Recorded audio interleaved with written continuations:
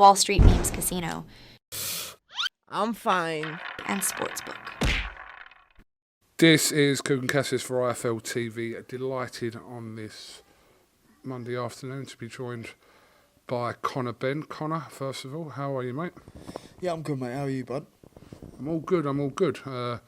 Just see your beautiful baby girl for the first time. Tiny.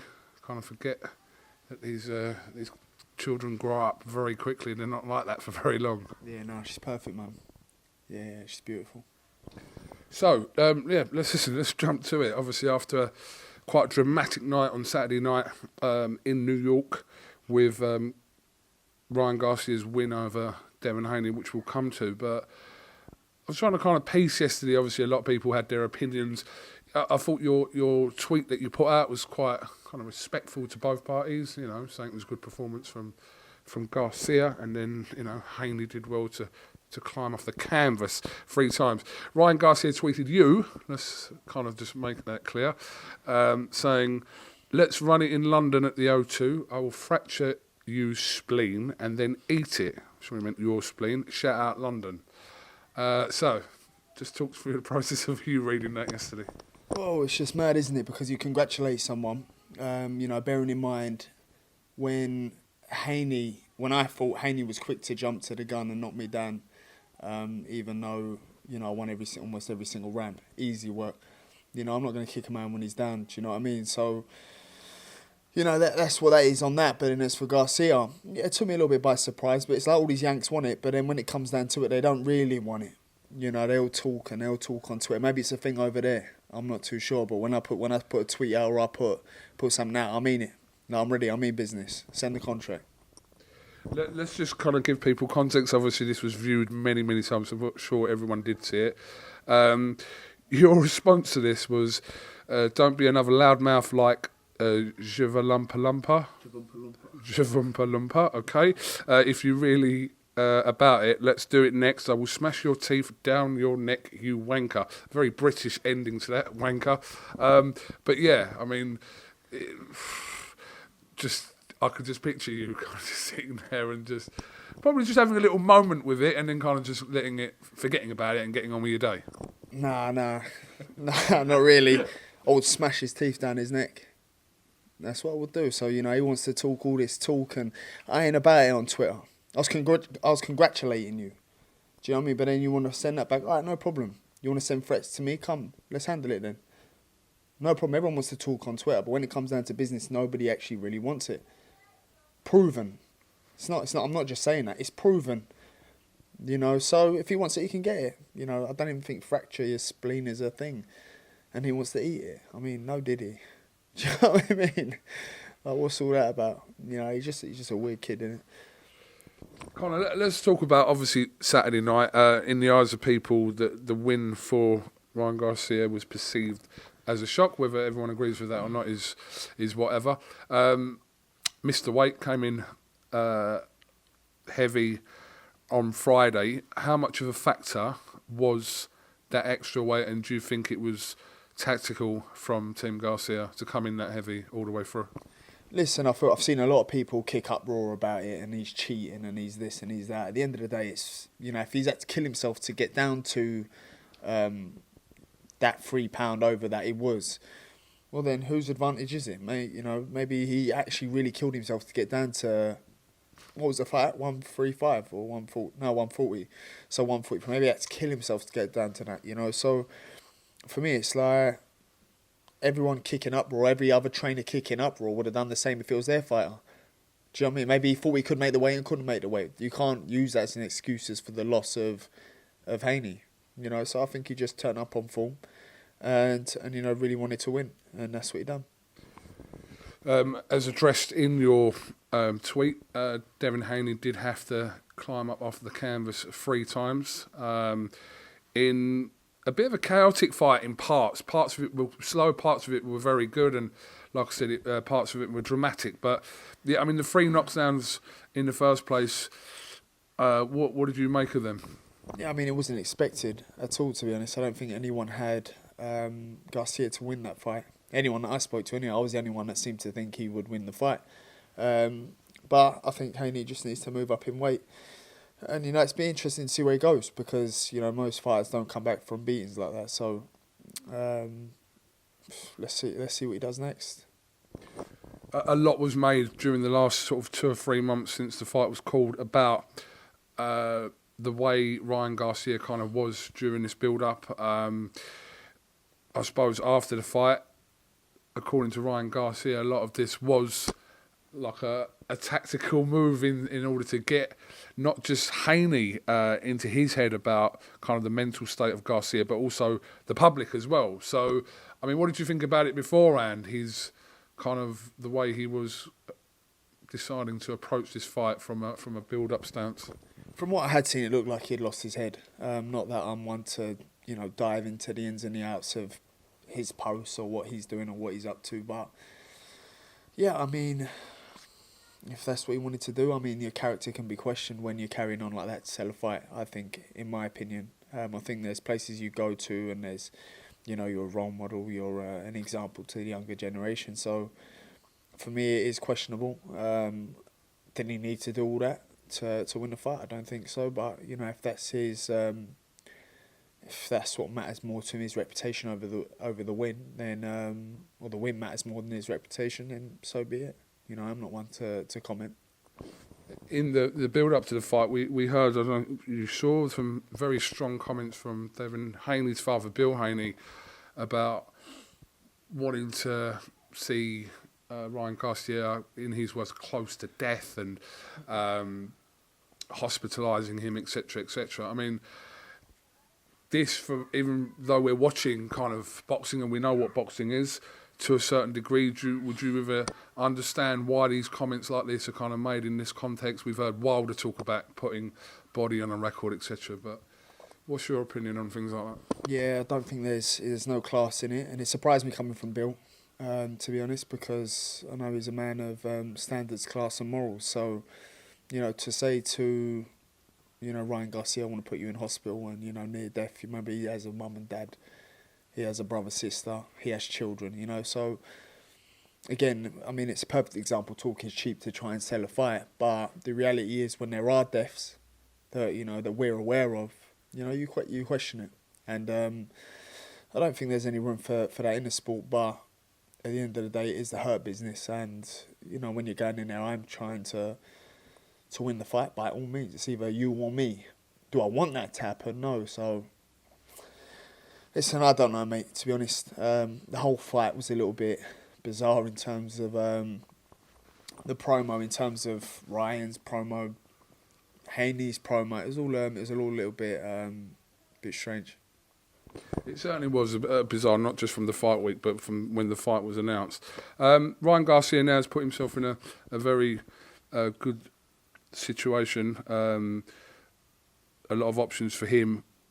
One being that rematch with Devin Haney, or even the rematch with Tank Davis. But this has opened it up for a possibility now of you being in the mix as well. How realistic? Listen, I'll fight anyone. Do you know what I mean? As long as the money's right, I'll fight anybody. You know, I go up to 160, fight anyone.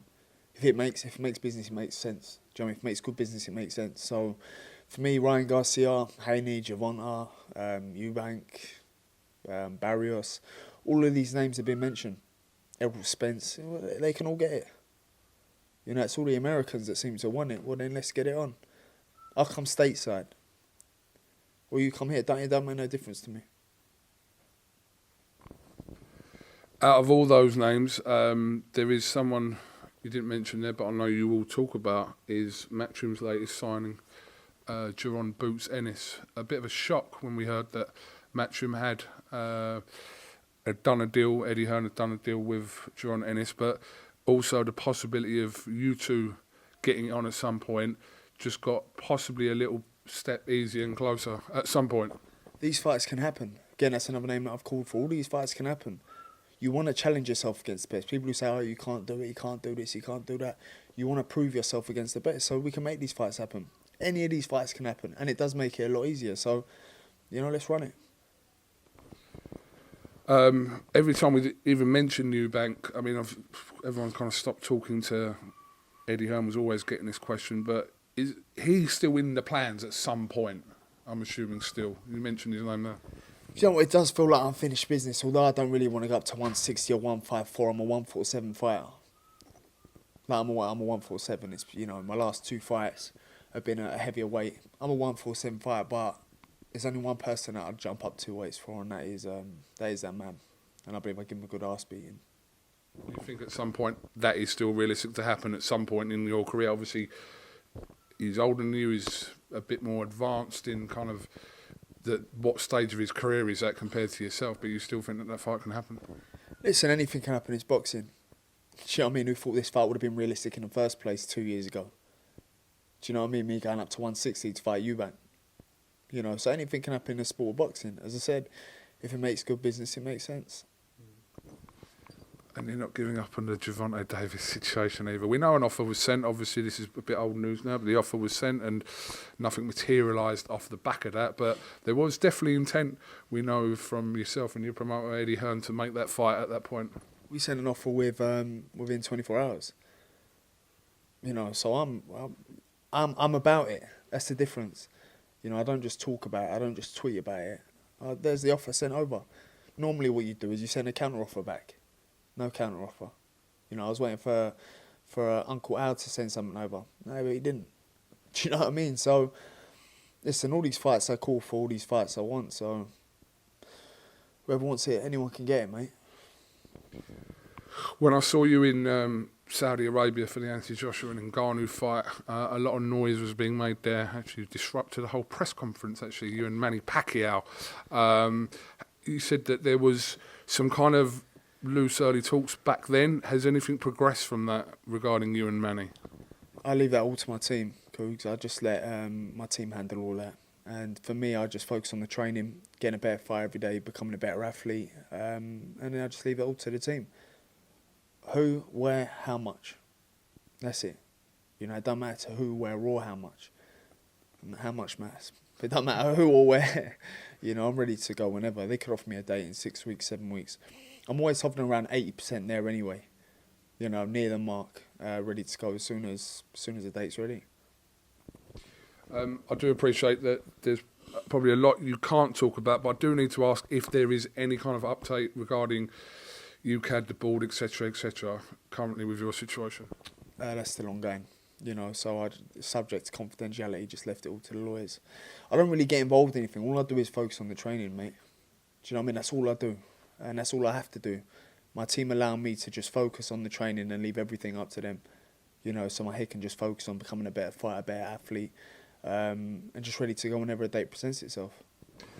But in regards of a date, I'm assuming you just, like I said, will want to get a date penciled in as soon as you can, whether that's in the middle of the year, kind of towards kind of August, September. I'm assuming you just want a date. Soon, listen, give me 6 weeks. That's it. Just give me 6 weeks. So whenever that is, I'm sure you'll know. Do you know what I mean? 6 weeks, that's all I need. No more, I don't need no 12-week camp to get rid of weight. I'm hovering around the weight anyway. 6 weeks. Okay. Well, listen, like I said, Saturday night, yes, the whole week was kind of eventful. Did you see, I've got to ask your opinion, did you see the altercation between Eddie Hearn and Henry Garcia? Everyone's seen that, haven't they? It's an absolute viral clip from the weekend. Probably watched about as much as the fight was. What did you make of it? Because just bizarre madness. That sums up the whole fight week press tour in maybe 15 seconds.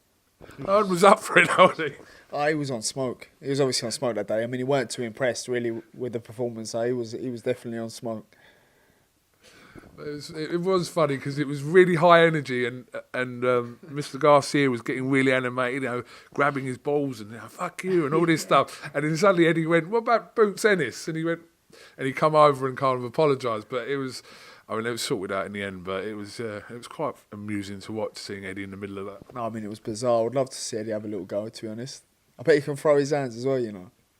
But to be fair, he was calling him a piece of shit, and I think he didn't hear him the first time. The second time he said it, he's like, "Fuck you!" Like, yeah, on smoke. On smoke, Eddie Hearn on smoke. Okay. All right, well, listen, I'll let you crack on with the rest of your day. Thank you for, a quick reaction to the weekend's fight. But the message from you is clear. If Team Garcia would entertain that fight and are serious about that, there was O2 London mentioned there, whatever, you're up for it, no doubt. Yeah, send over the offer. Ready whenever. Send over the offer. I'll come stateside. We'll see how this situation materialises. Conor Benn, have you got anything else you'd like to say, mate? No, mate, to be honest, just a big thank you to everyone who's continued to support me and ride this way with me. So just ready to have a good back end of the year. Thank you very much. I'll let you get back to dad duties, mate, and we'll catch up with you again as soon as you have any kind of news for us. Conor Benn, thank you very much. Wall Street Memes Casino I'm fine. and Sportsbook.